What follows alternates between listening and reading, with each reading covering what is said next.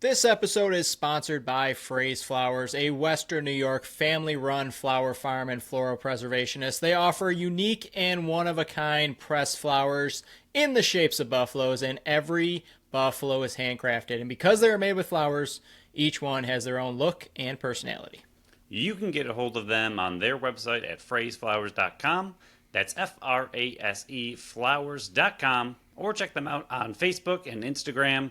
Bring more joy and color into your life at Phrase Flowers.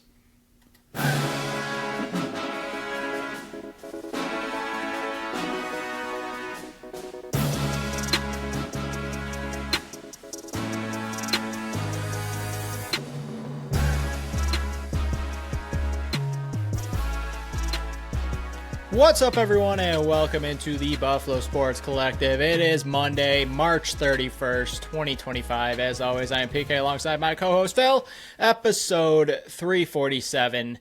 For those of you watching on YouTube, Phil's got a beautiful new colored wall behind him. That's how we're going to start off the show because we've been waiting, Phil. We've been waiting a little bit here to find out what color was going to be on that wall and to see how long it would take for that room to be put back together.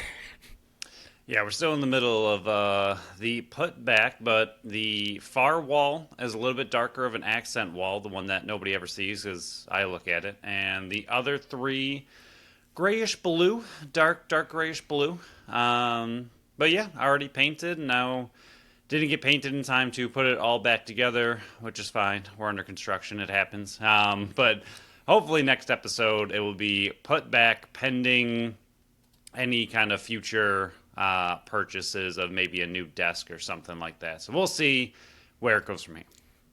So we will jumpstart and get right into this episode because we got a lot to cover, and I know Phil's chomping at the bit to get this reaction show underway for the Bandits. But we'll remember, well, you can all remember that you can follow us on Facebook, combine all words, Facebook, Instagram, Threads, and TikTok at Buffalo Sports Collective, and on X and Blue Sky at Buffalo Sports Co. Don't forget to follow our channel wherever you listen to podcasts. Check out our website at buffalosportscollective.com. Phil's article will be out on Tuesday.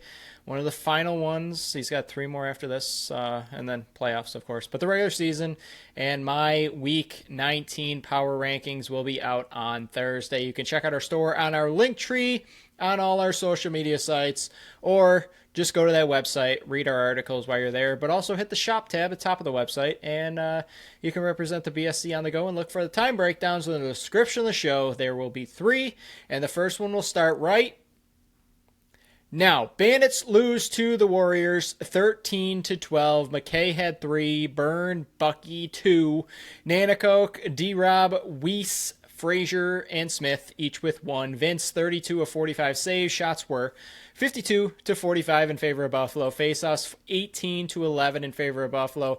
Vancouver 3 for 5 on the power play. Buffalo 2 for 5. Yeah, this game, it has so much to unpack and dissect and go over, and I think one of the biggest things that we have to always go over, it seems, after looking at the comments and these types of things, Vince is fine. He's still the goalie. John Tavares is not going anywhere, nor does he need to. And I don't 100% know that the team's going to be okay. I think they are. I think they're still fine. But, yeah, no major shakeups. Everyone's fine. Don't have to go crazy. But this was, to me, just a, I don't know, kind of embarrassing loss. I don't want to discredit what the Warriors were able to do. I don't want to downplay their recent abilities. But more than anything, and maybe you saw it different from the press box, and I know we'll get into everything, but to me, I thought the Bandits lost this game themselves, and I thought they shot themselves in the foot so many times where if you take out individual pieces of the game, I think each one of them individually could add up to them winning, and let alone when you put them all together, I think the win would have been not easy, but I think I could have seen them winning by 2 or 3 and comfortably kind of toward the end. But I think they just did so many things to play poorly, to play badly, and it was just definitely the most angry I think I've been watching this team in a long time. In my seat, I just kept messaging you. I knew you were in the box watching everything. I was like, what? Like, just what are they doing? They look awful. Like, they just looked so bad in certain sections of this game, and I kept talking to my brother who sits next to me, and I was yelling at him the whole time, saying just how bad they look, and he was like, "Calm down, it's fine, they'll be okay." And they just, I don't know, they just looked so bad, and I don't get it. We've seen them play much, much better, obviously. I just don't know. I was trying not to get this far with it. I think this is too far of a take, but it's starting to think of like, I've talked about this with Ottawa and Georgia. Like, are they, what team are they or who are they? And I think with the Bandits right now, are they the team that started this season that everybody was terrified to play, that they were playing perfect lacrosse, nobody could touch them? Or are they the team that is currently 4-4 in their last 8 games and just isn't scoring as much, is losing a lot of one-goal games, is winning a lot of one-goal games, haven't been nearly as dominant, haven't been the championship quality team that we've seen?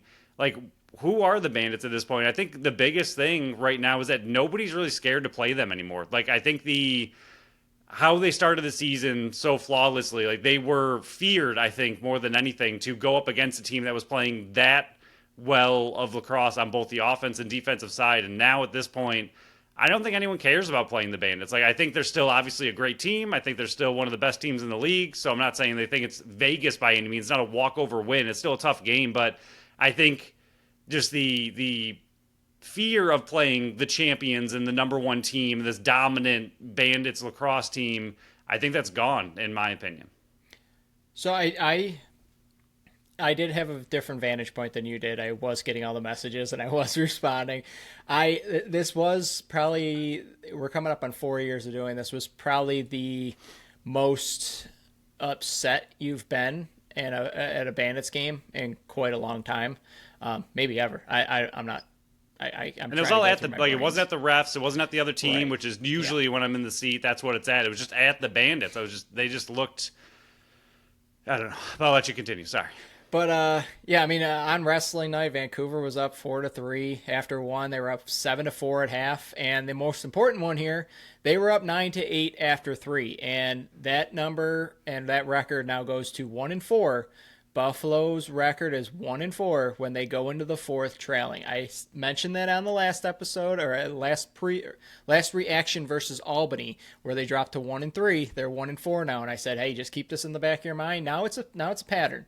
There's all 4 losses have come when they have been trailing in the fourth quarter. But Buffalo did go up by 2 with 9:02 to go, and then it kind of just all fell apart. And I like to do like an overview before we get into like more in-depth.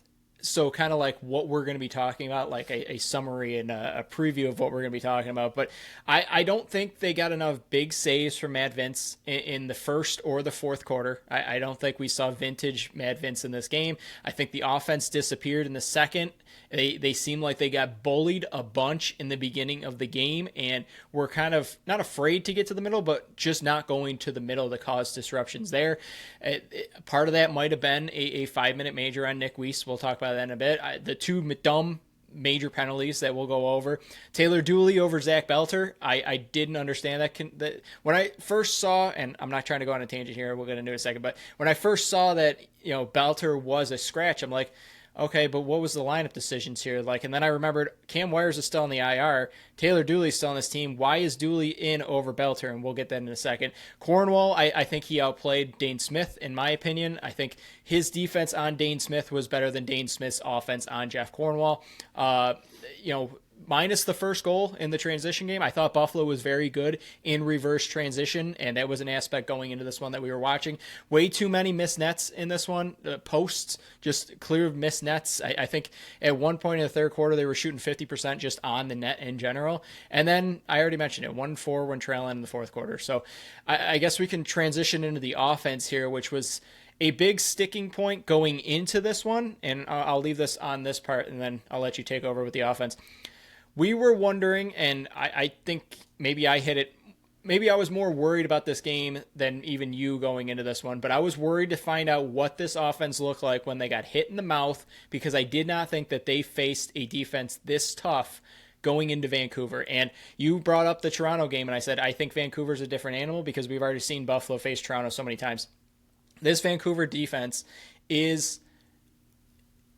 I'm going to put them up there. I think they're the best defense in the league. And that was before getting Christian Del Bianco. Now with Christian Del Bianco in net, that defense in front of him is I don't want Buffalo to have to face Vancouver in a one and done first round matchup, and that could be the road we're heading to as the standings stand right now. I asked you that question 2 weeks ago, and you said you would love Vancouver. Yeah, I changed my mind. You didn't say love by any means. It's a week-to-week league. I forgot who the comparison was. You didn't say love, but you chose the other team over Vancouver. You said Vancouver's offense doesn't worry me. They're getting a little worrisome.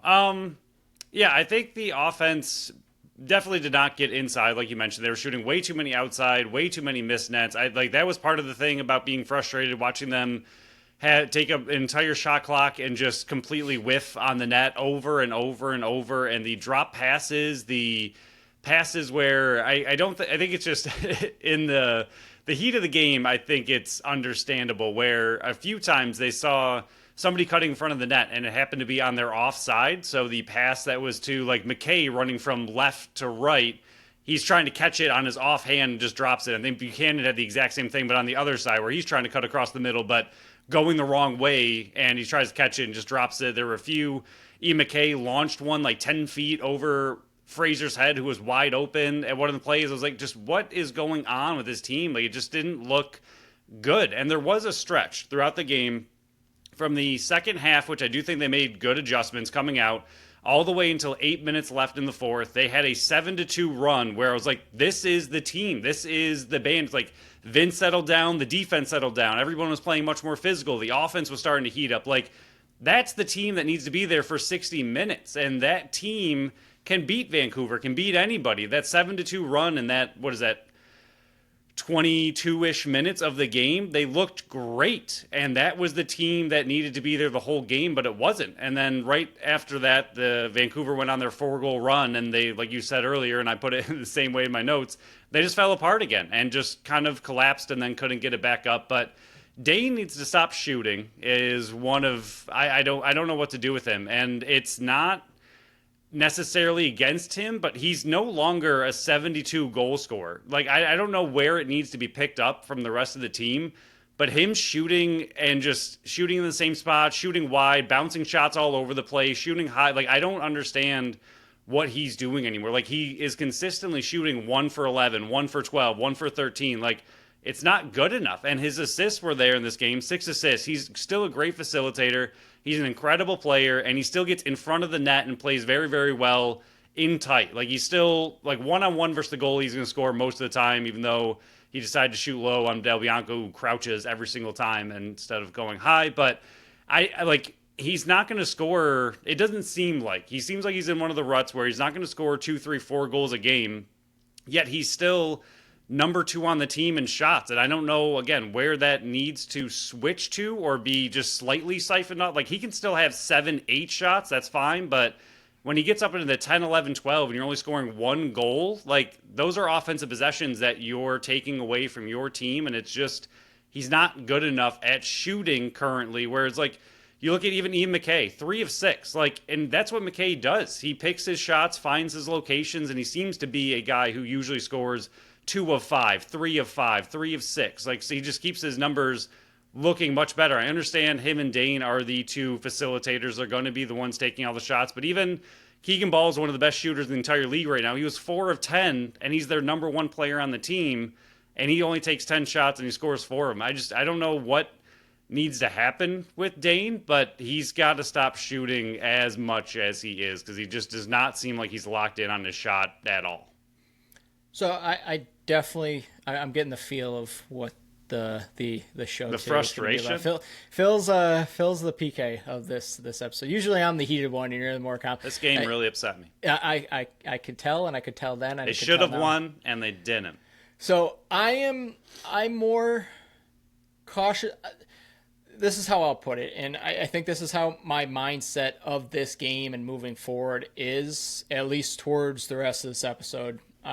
Jury's out the rest of the season. You know, these next 4 games are going to be like the gear up for the playoffs, because all 4 of these teams that are coming up are in playoff spots. But to me, I think the Bandits, and I'm not making this as an excuse, don't hear what I'm not saying, but to me, they're more in coast mode for me. And you can take that as a good thing or a bad thing, where they've clinched a playoff spot. what they were able to do down the stretch last year, they can call their own number when they need to. And I'm not saying it's cockiness. I'm not saying it's overconfidence. I'm not saying it's anything like that. To me, it's just more, hey, let's do what we have to do so we're in peak mode and we're healthy come playoffs time. And we know that we can turn it up. We just got to hit that gear at the perfect time. Now, sitting here behind a microphone, I don't know when that perfect time is. Maybe it's next week versus Colorado, and we'll preview that on the Friday show. But maybe it's Colorado, who's missing all their star players right now. Maybe it's the week after that versus Halifax in the final home game of the season.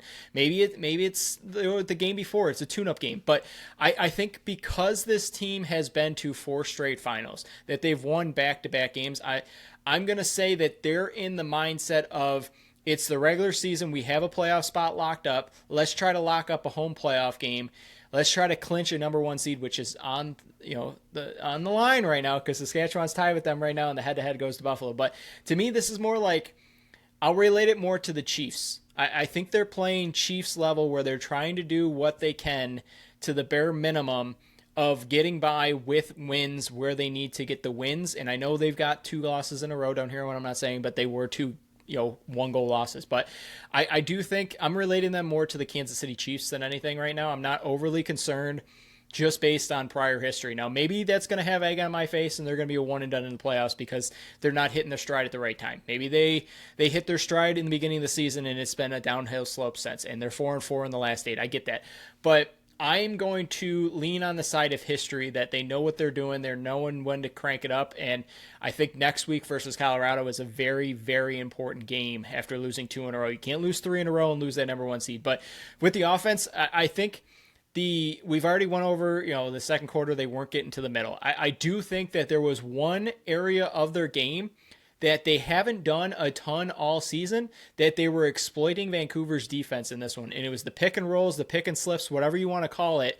They were getting those wide open, and players were coming wide open in front of Christian Delbiaco all night long. And that was one of the aspects of Dane Smith's game that I think has been missing the last few weeks, was those pick and rolls with Buchanan, was those pick and rolls with Nanakoke, because those ones were working nonstop. And maybe it's, he has that many shots on net to set those up.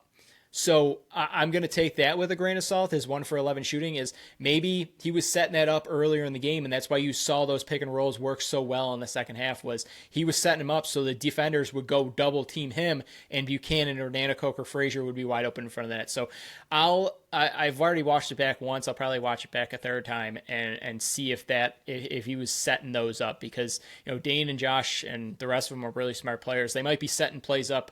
Okay, I'm going to do it this time. And then the next play, the defense is going to play a certain way, and that's exactly what I want. So the offense scoring 12 goals on Christian Delbiaco, I think they hit their stride perfect. They just haven't been able to haven't put together a full 60-minute game in quite a while. So I'll leave it at that. I'm not overly concerned, but it is the record of 1-4, and I'm going to keep stating that. The 1-4 going into the fourth when they're trailing, that's the biggest red flag for me right now. Yeah, and I was going to say, with how just annoying this game seemed to be and frustrating it was, they still put up 12. They were still within 1 goal of tying and even had the ball last and had a lot of good opportunities in Christian front of Delbiaco should have been on his couch still. I think that Ian McKay even said that on in the post game. He goes, yeah, they got Christian Delbiaco now. I really wish he would have been still on his couch, but alas. Yeah, and I mean, they still got 12. They still, especially after getting only 4 in the first half, to be able to get 8 in the second half, be within 1. And honestly, if it wasn't for, other stuff we'll get into with the defense in a moment, they could have had a chance to win. I think just the more frustrating thing for me is that, again, to me, they threw this game away themselves. I think Vancouver played good enough to win. But to me, this game was absolutely there for the taking from Buffalo, and they just did not seem interested in actually winning the game. Kind of what you just said, and that's honestly what I've seen a lot as well, is that they don't have nearly the desperation that these other teams that are fighting actively for playoff spots have.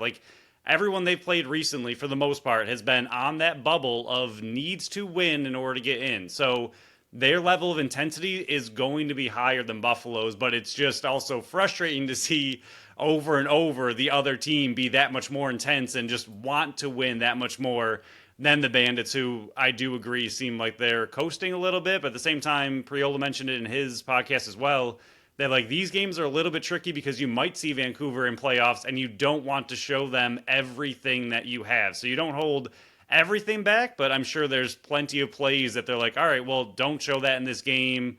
We'll show it to them if we see them in playoffs. So I'm sure they are holding back a bit because they aren't desperate for the wins like a Vancouver is. Yeah, and it's a little different than last year where every game mattered to get exactly. that home They game. needed to win every game to ramp up. This one, they were so far out ahead that they're trying to learn what they can do and what they can't do to get the win, but not show everything they have. Exactly. So I think they're sitting in a nice position right now. That there's still stuff to be worked on, but I'm in the position of I'm basing it on past history right now. But before we dive into the defense, which I know is going to be a bigger topic here, let's get into our second sponsor of the show, Tap That Tap Room. Tap That Tap Room's at 363 Delaware Street in Tonawanda, New York. They are Buffalo's first women-owned self-pour bar featuring 30 consistently rotating taps offering a variety of beers, ciders, sours, seltzers, and malt beverages. So the warm weather's picking up. There's going to be more and more activities coming out at Tap That Tap Room. But for now, they got Geeks Who Drink on Wednesday, 7:30 to 9:30. It's the weekly rotating Geeks Who Drink every Wednesday, 7:30 to 9:30. But Saturday is their 2-year anniversary. They've been with us for all but like 10 months of that, I think, if I'm doing the math right. But starting at 3 p.m., they got discounted beer wall. They got a food truck on site and special giveaways and even more to come being released this week. Then you can stay for the after party, which is Bandits versus Mammoth, starting at 9 p.m.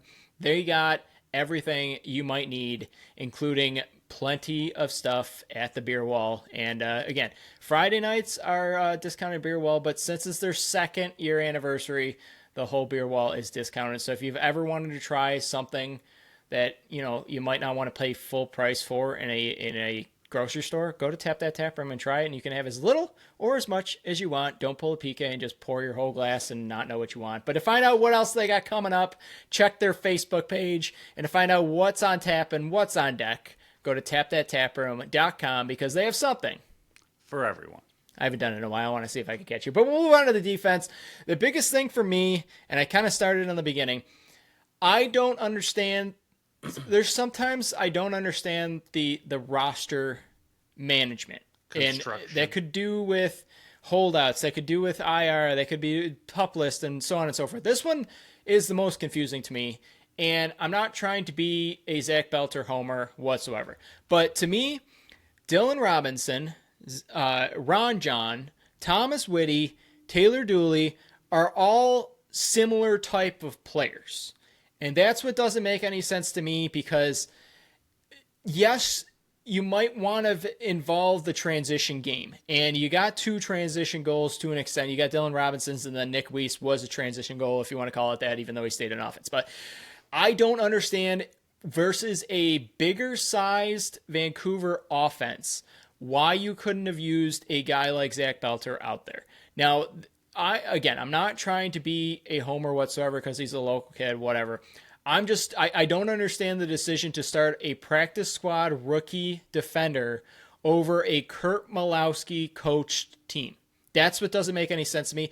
There were plenty of times, and I'm not trying to bash Taylor Dooley whatsoever. I think he's got a very bright future ahead of him.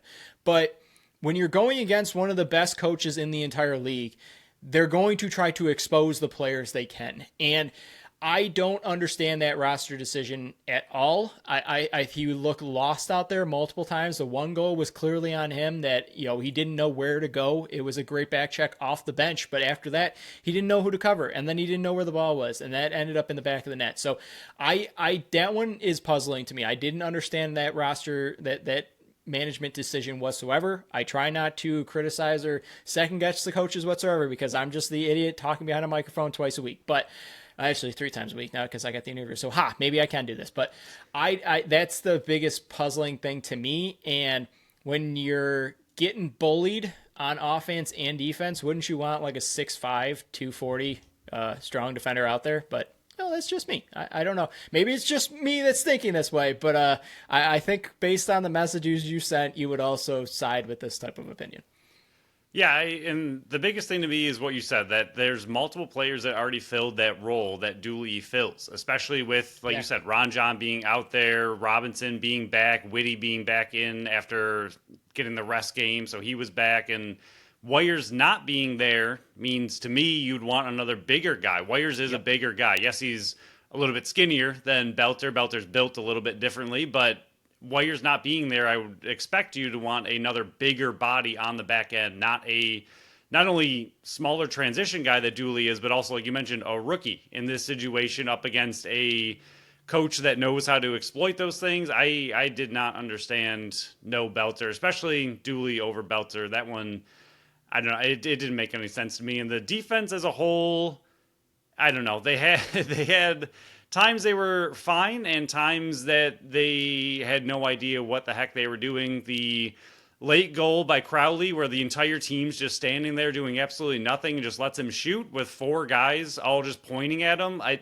don't understand. It was a line change, and he's just like, hey, I'm over here. Literally nobody's going to cover me. Let's put this on net. Let me just whip this upper 90 because nobody's anywhere near me. Like it's just situations like that. Ball getting open way too often. I know some of them were picks, but at the same time, you can't let Ball have that time and space ever. He's one of the best shooters in the entire game. Clearly, their best shooter on their team, and it was the last goal of the game. Like, yes, there was a fake pick that Crowley threw on Matisse, I think it was, who was kind of covering Ball, but it gave Ball plenty of time and space to just pick the corner, and that's something he's extremely good at.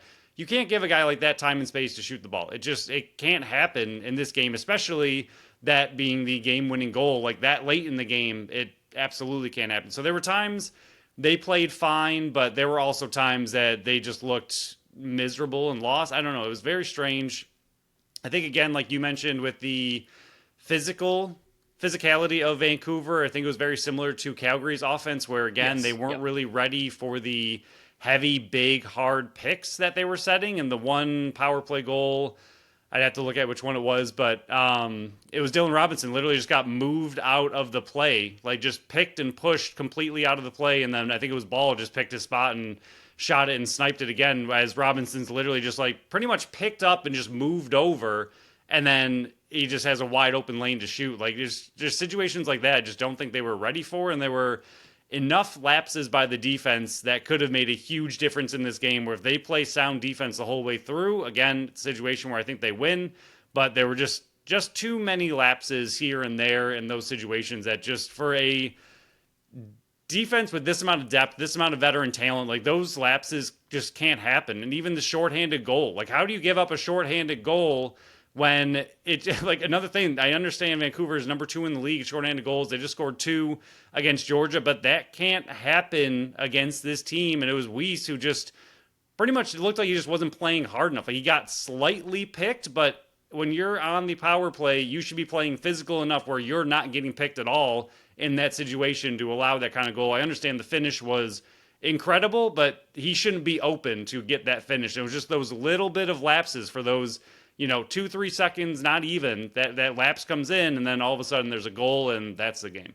Yeah, that was going to be the one negative I was going to bring up is how many weeks in a row have we seen a shorthanded goal go against Buffalo just because it's a split, like you were saying. I think overall, I think the defense played pretty well, giving up 13 goals. But, I mean, how many of those? 3 of them were on the power play and one of them was shorthanded. But it's just those small lapses that need to be corrected moving forward. And again, I'm going to keep going back. Maybe it's just like them trying to coast in the play. I'm trying to find a reasoning for this because it's not typical for a Buffalo Bandits team to not put in a full 60, and they haven't done it in a while. And I mean, you can exclude the Vegas one because they went up by 8-0 and they were able to coast there. But Keegan Ball, you can't let that man have his hands free because if he does, and even Priello said this on his podcast last week, you give him any time and space, he's going to be able to shoot around you. He's got that juke step. He's going to be able to send a twister in the net. But it's all the secondary scoring that killed the Bandits in this one. Lowen, He comes into the game with like 12 goals. He finishes with 2-2-4. Martel, you let him continue to get hot with 6 goals in the last 2 weeks. Charlene Beatties was an assist machine out there. You had Crawley who goes 2-2-4. So it wasn't just like, okay, Ball's going to get his, but I mean, 10 points out of the 13 goals. It's a little excessive, but it's the secondary scoring that Vancouver has struggled with all season long. Yes, the last 2 games they got hot with 28 in the last 2, but it's the secondary scoring. And then I will leave this off on a positive before we dive into Matt Vince here. I really liked Justin Martin's game in this one, and it wasn't just on the 5-on-5s or the 4-on-4s. I really liked him with the man up, and I don't know if it was a play design. I don't know if it was just him seeing something, but when he was playing the back spot where Cam Wires usually is, and he saw somebody come and pick Nick Weiss, Martin ran around because he knew what the play was and got in Ball's face, and yes, it ended up being a decent shot on net, but Ball takes that one from the top of the key.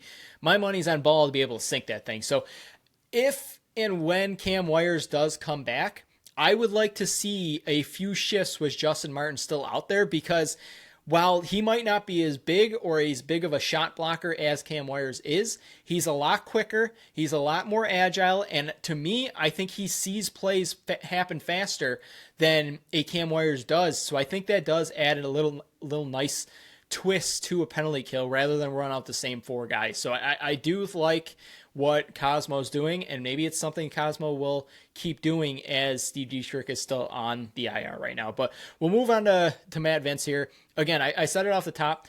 I think he had a very solid game, but I don't think he was peak Matt Vince in this one, making the big time saves that the opposing goaltender, Christian Del Bianco, was making. And when I was watching the game back, I only have 2 goals of the 13 that I would put on Matt Vince. It was the second one is the Crawley slow little meatball that I think Matt Vince should have had. It went over his shoulder. And then the last one was the ball. He was allowed to step into it. It was the Matisse one where he went to double, but it was another one that Matt Vince had a piece of. So that one was the iffy one to me, but he had a shoulder on it. I think he gets to make the full save. So I had 2 on Matt Vince.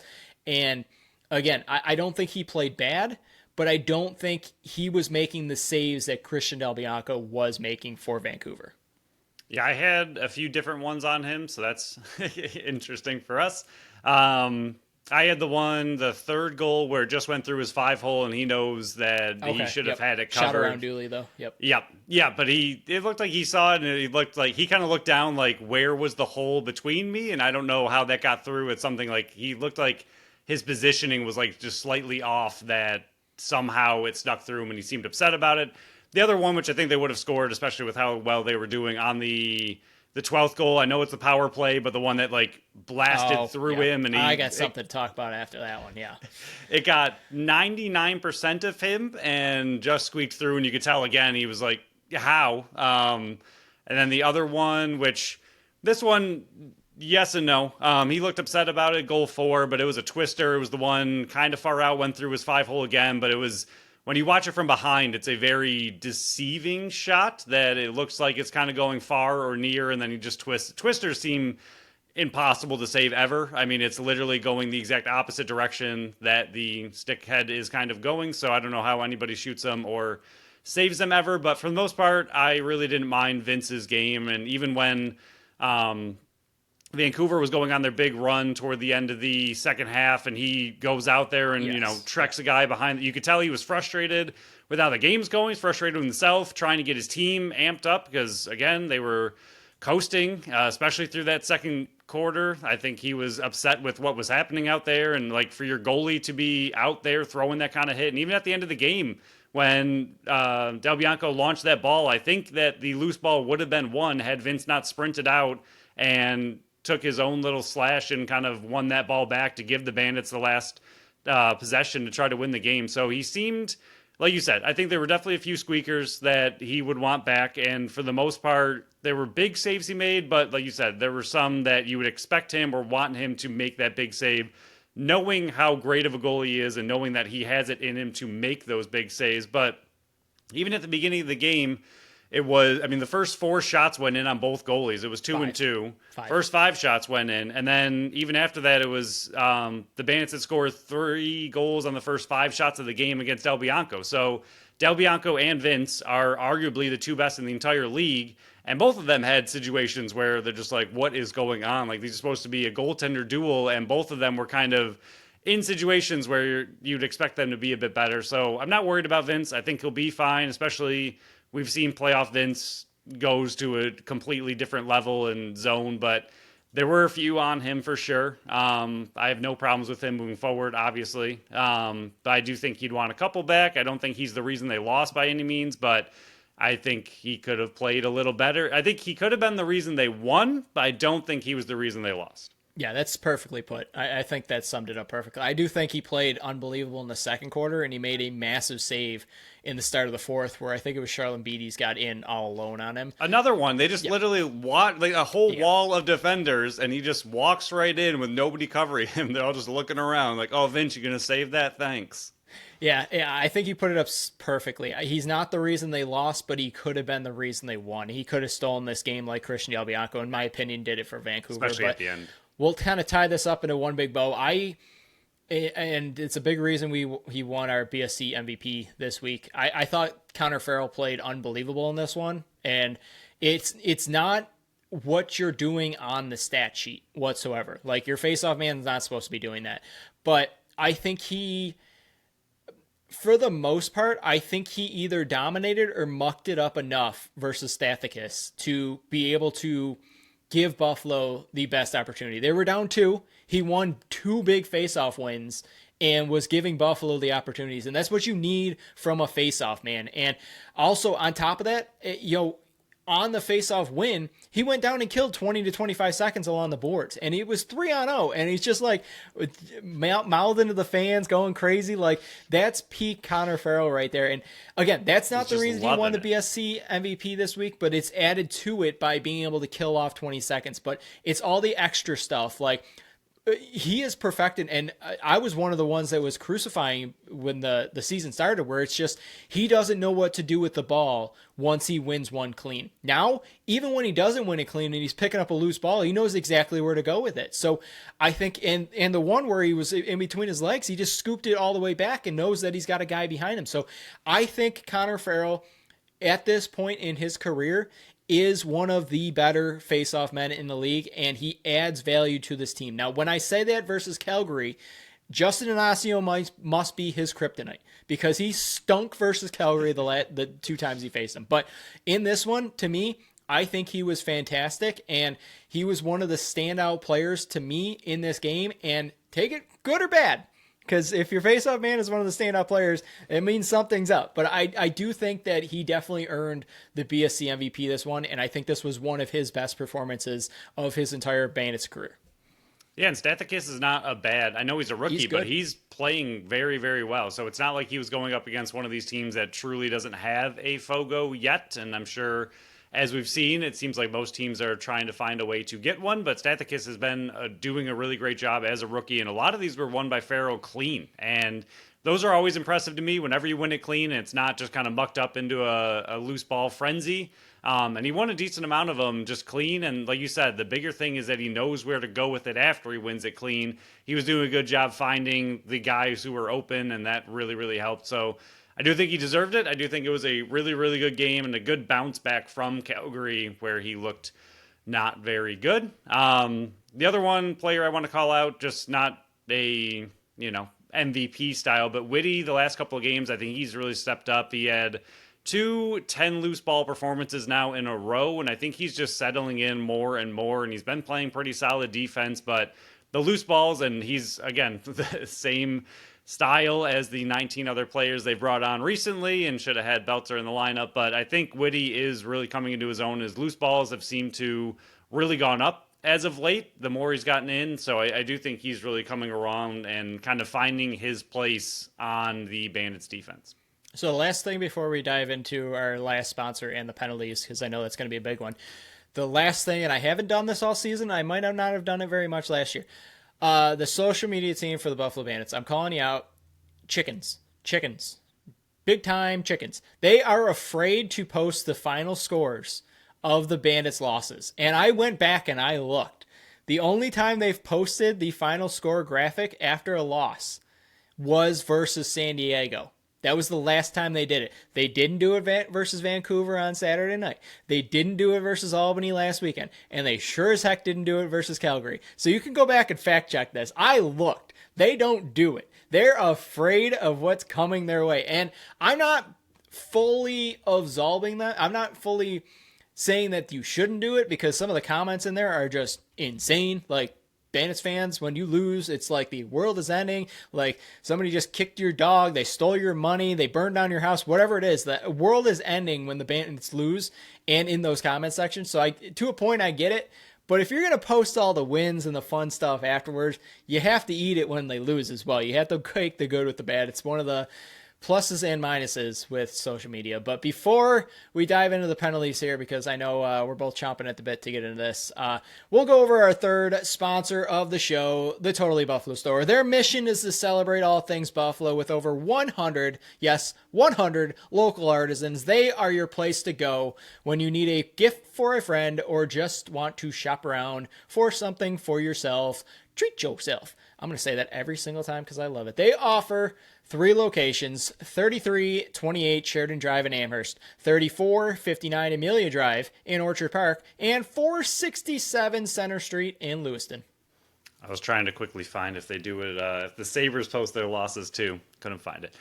But speaking of Totally Buffalo and the Buffalo Sabres, they have an amazing deal for Sabres fans and Bandits fans. If there are any of them left, you can buy a Buffalo lacrosse or Buffalo hockey crew neck sweatshirt and get a lacrosse or hockey 40-ounce tumbler for only $15. That is 20 off the tumbler while supplies last. And one of the local vendors recently restocked their Easter treat bags, Buffalo-themed and Easter-themed bags, and Easter, spring, / birthday table runners. They got the local vendors working hard, getting unique gifts for everybody. For more information, check out their Facebook page, Instagram, or their website at totallybuffalostore.com. So let's dive into the penalties here. We'll kind of power through these because we're about 40 minutes in. Burn, cross-check, dead ball, foul, really weak. I think this goes back to, and I know it was earlier in the game too, but it seemed like Vancouver was frustrating him. And to me, it was a bad call, but I think it was also Josh Byrne having Vancouver in his head that, again, it shouldn't have been a dead ball foul. It was barely a touch, but I think that goes back to Vancouver frustrating the offense. Taylor Dooley, cross-check, it got him up high, it got Martel up high. Martel was taking a beating in this one. I think it was the right call. Now, the 2 majors, they were both correct calls. I have nothing against them. They're trying to get hits to the head out of the game. It just happened to be Ryan Martel again. 3 times got hit in the head. You did say it on the Friday show. He seemed like a chirper, and I don't know if it was due to the chirping or just he was the unlucky guy that drew the straw that was going to get hit in the head over and over and over, but it was.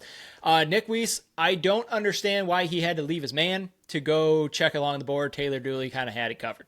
I think if he didn't get him in the head, it would have been fine, but, Martel had his head down, and you got him clean in the head. It's a 5-minute major. You can't be doing that, and he was running rogue. I mean, it's simple. He left his man wide open in front of the net. Yes, when Nick Weiss left, I think it was Claridge was on the ground. But by the time you run the 15 to 20 feet to go make the hit, Claridge is going to be back on his feet. So if Ryan Martel just spins out of it by Taylor Dooley, he's got himself and Claridge wide open in front of Matt Vince. Can't be doing it. It was a dumb decision. He also on the penalty kill, which was one of the ones that you said that you thought was on Matt Vince, where Nick Weiss ran over, tried to clobber Keegan Ball against the boards, and he ended up going like all 4s on the ground. He got out of position again. That one was hilarious. I don't know what the heck that was. It's another one where he's just going rogue. Like, penalty kill, you got to stay in your position. So twice he did that. Once he got called for the 5-minute major. Can't happen. Dylan Robinson's one. I understand that if somebody's in the crease by the feet of your goaltender, you want to let them know you can't be there. But there's a time and there's a place. And it's not when you just had a 2-goal run to take a 2-goal lead and they just scored one to get back down 1. The biggest question mark that I'm going to have to look into is why that goal was accredited to the 5-minute major. That didn't make any sense to me. I'm going to have to go back and look because it was scored and then he hit it. Like, it should have been 2 more. Buffalo got a break there, in my opinion. But it's just a dumb decision. Like, it's a time and a place. And Yes, he's young, but he's a third-year player. That can't happen. Like, it just can't happen. I'm not saying Buffalo lost because of these 2 5-minute majors, and Johnny T already said it. Ian McKay already said it in the post-game conference.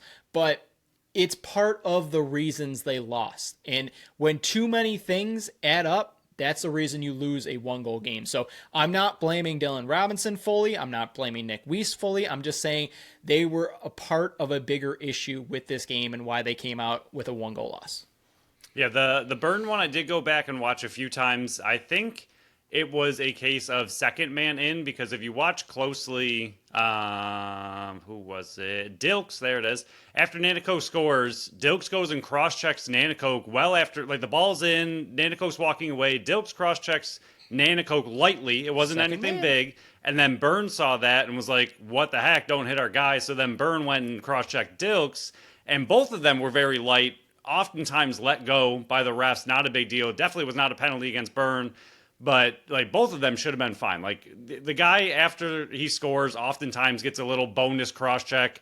The defense is upset they let one in. That happens, and oftentimes the offensive player retaliating to that cross-check, it's fine. It wasn't a bad cross-check by any means by Byrne or even by Dilks. Like, I'm fine with both of them. It's just playing lacrosse. It was a horrible call, in my opinion. Dooley absolutely got a pie, like you said. Weiss and D-Rob, They both know better is the bigger issue with me they're just both bonehead decisions. I don't care when it is in the game. You just can't do that. And even Weiss, if you want to go over and help your guy, like, fight for the ball. There's no reason to go over full speed and just crush a guy into the boards. Like, it's not necessary. Like, go over there, slow your sprint, and just go win the loose ball that your player is going after. And then even Dylan Robinson, like, if you want to, like you said, absolutely a time and a place to send that message. Mainly the first quarter, and that's about it. But if you're going to send that message, hit him in the back. Like, why are you going full stick to face to... I mean, if you're going to get a 2, still not good, but at least a 2 is obviously much better than a 5. I don't understand. Like, that's never an answer to just go a cross-check with your full body weight onto a guy's head. Like, that's just dangerous, reckless, and just shouldn't be allowed at all. And I think Malowski was getting a little into it, trying to get him tossed. I don't think that's ever going to happen. But it was just like you said, especially because of where they were in the game. You're on a 2-goal run, and then you just get that. It's just a very, very poor decision. But the big thing that you said at the end, like, all of these little things added up to a loss. And if any one of these things didn't happen, they get the win. Like, if Vince plays a little better, like you said, they get the win. If the defense doesn't have those lapses, they get the win. If the offense hits the net more than 50% of the time, they probably get the win. If these majors aren't in there that cost you 3 goals, you get the win. You put all of that together into one complete game, you probably have an easy victory against a good team. So, like, as annoyed as I am with this loss, everything put aside, they lost by 1 goal and were still in it the whole time against a team that's surging and desperate to win a playoff, like, essentially a playoff game for Vancouver. And the Bandits, while playing as bad as they did, were still right in it. So if they can put it all together, which I think they can, I'm not worried about this team going into playoffs. Like, they just need to get back to putting it all together for a full 60. But I think they can. I think they still have it in them. I think the team's still there. Hopefully when Wires gets back, that helps as well. This defense is beyond stacked, so we'll see if they can kind of just put it all together toward the end. But too many things in this game built up to a single goal loss. So, I mean, that's the biggest positive takeaway is any one of these aspects are better, you probably win the game. And if they're all better, I think you win this game by 2, 3, 4 goals. And it's not super challenging for them to do. Like you said, coasting, in my opinion, a little bit too much. So we'll go over some milestones that did happen. Not enough, in my opinion. Matt Vince did play in his 300th game. Paul Dawson did pass Brody Merrill for 5th in games played in the NLL. Dane Smith is now 9th in NLL history in points. He just passed Dane Doby, or according to the Bandits, Dan Doby. Might want to check and add an E there. Connor Farrell did pass Max Adler and Micah Kersey in face-off wins for the Bandits. He's now in 5th. Dane Smith. Yeah, but I said it and I can correct it. He just passed Josh Byrne for 4th most assists in a single Bandit season. Josh Byrne just did pass Dane Smith for 6 in a single Buffalo Bandits season. Dane Smith also passed Garrett Billings, Mitch Jones, Josh Smith, Sean Evans, Josh Sanderson, Callum Crawford, and Mark Matthews. He's now in 5th place in assists in a single NLL season. And he also passed, let me read all these names, himself, John Tavares, himself, Josh Byrne, himself, and John Tavares again. Actually, both Josh Byrne and Dane Smith. So they're up there. They're 8th and 9th in points in a single Bandit season. I didn't know I combined both of those, but yeah, a lot of milestones, just not enough in my opinion. So buckle up for Friday, Phil. Buckle up. We might have to get one of your seatbelts. I'm gonna find one. I want one. Yeah, I mean, overall, not bad. Not bad. Farrell passing Max Adler's kind of fun. The two most recent Fogo guys kind of passing each other, passing the torch from Adler to Farrell. Congrats to Farrell and on your BSC MVP. Big award. Big week. But we'll go over the NLL outlook real quick, and I guess the reaction to the outlook. For Week 18, Philly's losing streak just continues. They're at 7 now. Ottawa takes care of business, 13-5. They're up 3-2 after 1, 8-3 at half, and 9-3 after 3. Philly, whoo, baby. You're looking for a new home. You might fold, and you're on a 7-game losing streak. What a way to finish your illustrious career. Phil, what are your thoughts on this one? Ottawa getting right back in the playoff mix. It might just be a little bit too late. Yeah, the biggest takeaway from this is I will take Damoud in a dispersal draft if he is available. But no, Ottawa did take care of business. They did exactly what they needed to do. They're looking pretty good toward the stretch here, but like you said, is it too little too late? I don't know. Out of these bubble teams, I don't know. They're an interesting one to, like, do they actually scare me? I'm not sure. But they have the team to put it all together. Your boy Dunbar, I don't know. Maybe he needs to. I don't get it. I don't get it. Maybe he needs to come to Buffalo.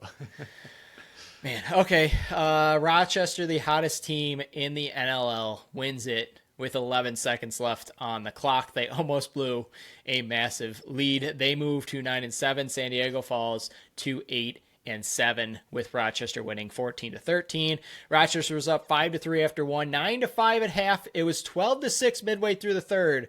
Rochester would take a 13-11 lead into the third before San Diego would tie it in the fourth. And like I mentioned, Ryan Smith, one of his 5, game winner with 11 seconds left in the game. Rochester, you're on pace to have a home playoff game. Congratulations, guys. And Terry Pegula's still looking to sell you. He's looking to sell everything. Hopefully the Sabres would be nice. But no, it's a huge, huge win for Rochester. Like, I know they almost blew it. It was very, very close for San Diego coming back. But San Diego was a team that was playing really, really well. And this was the game that, outside of Buffalo, Vancouver, was arguably the most interesting of the week, just because they are two surging teams looking to, continue their climb up the standings. And Rochester able to come away with, to me, what is a just massive win. I think they've beaten up on some weaker teams recently. So for them to take down San Diego, it was just a really good game overall. And I'm happy San Diego came back to make it more interesting. But the fact that Rochester was up 12-6 against a very talented San Diego team at one point in the game, I think really shows how far they've come, and that, like you mentioned, they're going to be a bit scary, and Smith is amazing. Another reason why next season we're going to stick to our bold predictions and not sway away from them, yes, even though it alters a little bit. The other one, well, we got 2 more, but the other one that Buffalo was desperately watching was Saskatchewan hosting Colorado, and it was over real quick. Saskatchewan won 17-12, but it was 5-1 after 1. It was 12-2 at one point in the second. It was 13-5 at half and 16-9 after 3. Colorado finally reached the point where they found out they can't win when you're missing 3 of your main forwards in Connor Kelly, Eli McLaughlin, and Zed Williams. But Ryan Lee single-handedly tried to get him back in it. He had a sock trick and 1 assist, but This is what I meant by Buffalo has a tune-up game possible for them next week. And I know it's against Dylan Ward. I get that. They've struggled against Dylan Ward in the past. He made 49 of 65 saves. But this is a team that you should beat up on because Colorado is on a downward spiral. They are hungry to get back in the playoffs, but how hungry can they be when there's not enough mouths to be eating all the food in front of them.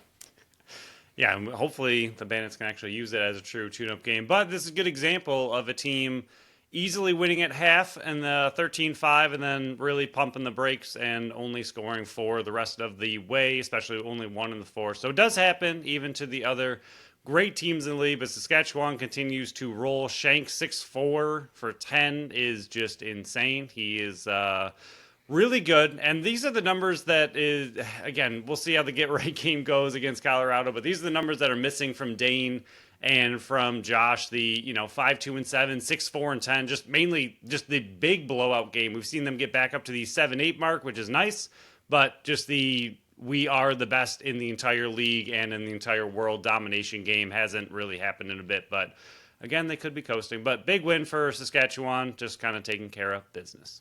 So the wrap-up game was very dramatic at the end, and Georgia almost blew it, but they didn't.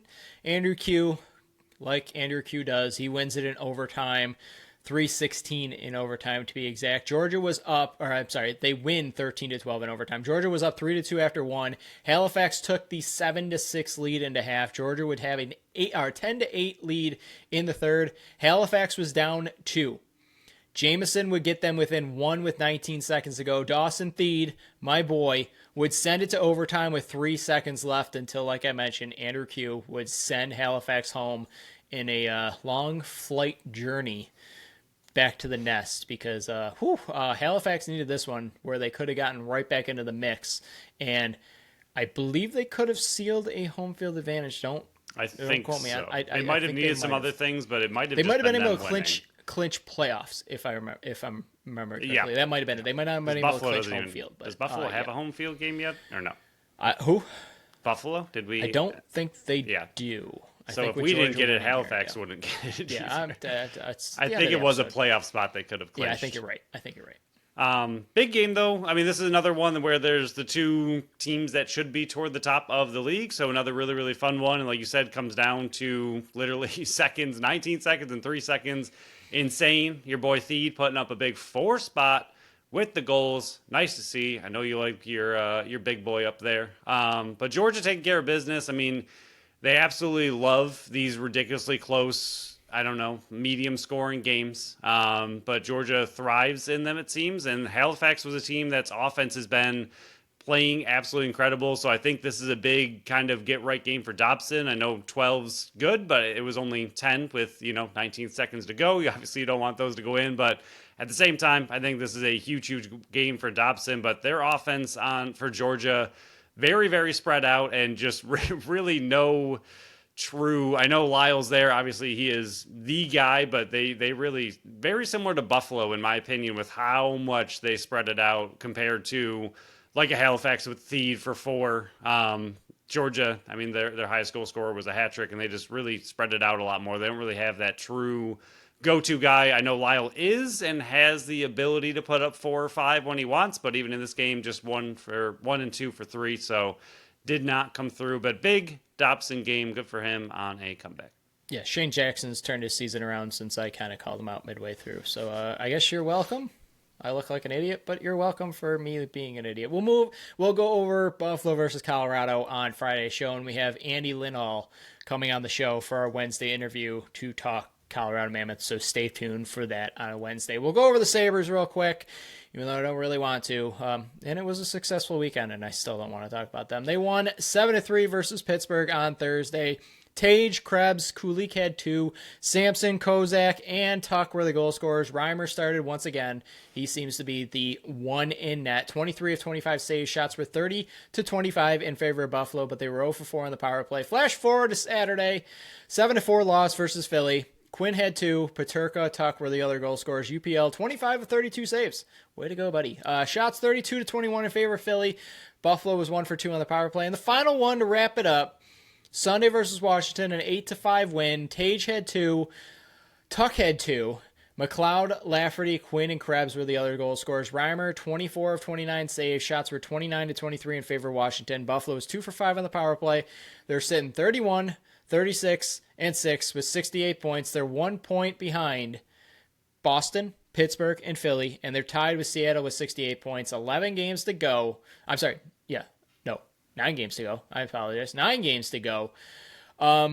Quinn decided to wait until now to turn it up. Tage is on pace to score over 40, and Tuck only scores shorthanded. But I don't know. Their goaltender has been a major issue. Their 5-5 has been really good. Their special teams, if they had a pulse at all throughout the season, and if they didn't lose 13 games straight, they could be talking about a playoff spot. But alas, again, 14 straight playoff misses because this team decides to just go away for a month of the season and then find other reasons to lose. And UPL, he's broken. He's broken. It's over. It was a fluke last year.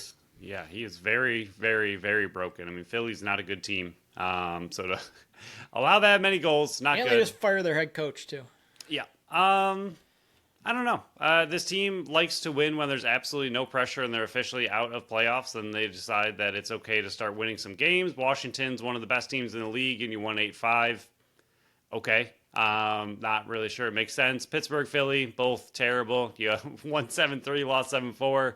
That seems more like the Sabres, little flip-flop against bottom terrible teams, but beating Washington like that, very strange. Reimer, congrats on being the starting goalie for the Buffalo Sabres. This team is a joke, and stop winning. My goodness, what are you doing? Just stop. It doesn't matter anymore. Just stop winning. Stop it. And they're going to get to 80 points, and they're going to say, see the hot streak at the end, and try to put everybody buy season tickets next year. Look at this hot streak we're on. Look at these mini packs we got. Come buy them. They face Ottawa on Tuesday, and then a little break before they face Saturday and Sunday, Tampa Bay and Boston. So we'll have more games to cover, unfortunately, on the next show. But Phil, anything else with this kind of depressing episode? Not a lot going on. No, I'm ready to, I still have to write the article, so I have to get upset one more time before I can let this Vancouver game go. But overall, no, just kind of move on, flush it away, and hopefully they play better and get a get-right game against Colorado. Very fair. So remember, Andy Lindhall will be on the show on Wednesday talking about Colorado Mammoth ahead of their game on Saturday. We'll preview that game on our Friday show, and we'll talk about the one Sabres game. And maybe we'll be able to have some time to talk all the moves Buffalo's made, because of the Bills. We've kind of put them on the back burner for a while. But the notes keep getting longer and longer for the Bills. And I haven't added them all yet. I still got a couple more to add there. But thank you all for listening to another episode of the Buffalo Sports Collective. Thank you to Tap That Tap Room, Totally Buffalo Store, and Phrase Flowers for sponsoring this episode and this podcast. Follow us on Facebook, Instagram, Threads, and TikTok at Buffalo Sports Collective, and on X and Blue Sky at Buffalo Sports Co. Visit our website at buffalosportscollective.com. Phil's article, like he mentioned, on Tuesday. Mine will be out on Thursday, Week 19 Power Rankings. Check out our store on our link tree and our socials, or at the shop tab at the top of the website. Follow our channel wherever you listen to podcasts, and make sure you leave us that review on Apple and Spotify. Until next time, bye-bye.